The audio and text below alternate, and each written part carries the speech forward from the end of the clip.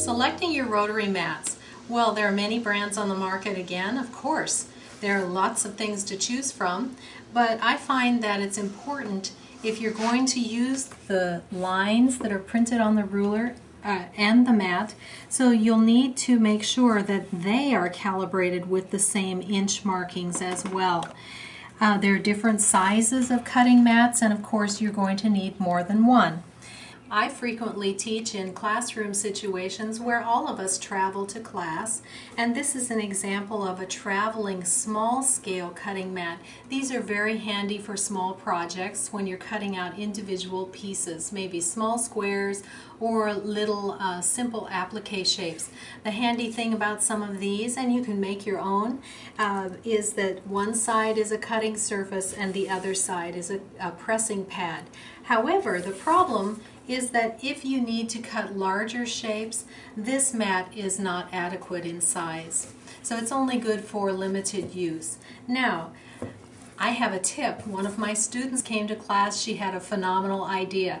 She was trying to get a large cutting surface into her suitcase, and she simply purchased 3 of the same mat and used duct tape across the seams, and you want to have the duct tape on the front of the mat so that as you cut across you won't have the little single thread that is missed when you go over a gap. One of the edges was trimmed a little bit shorter than the other 2 so you can fold them all together, and this fits very easily into your suitcase. Don't you love it? I've used this quite a bit. You can see it's covered with marks from class. If you have a travel mat, that's a wonderful start, but you want to be sure that you have a good working mat for your larger cutting at home. And the key to this is to get a product that is bigger than your rulers.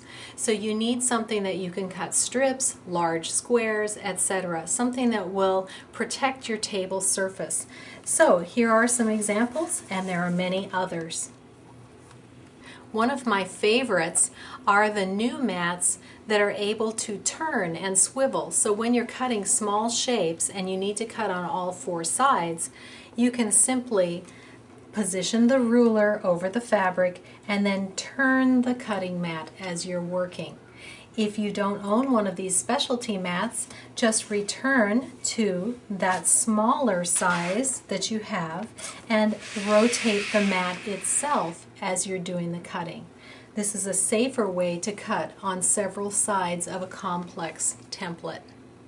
Typically your mats will be imprinted on one side and the back side is blank. You can see we've got a little paint on ours, but oftentimes when the front surface is worn out, you've got a lot of cut marks in the front, you can flip the mat over and use the back side. You don't need to necessarily have the grid marks. You can just use the lines on the ruler and your cutting will be just as successful.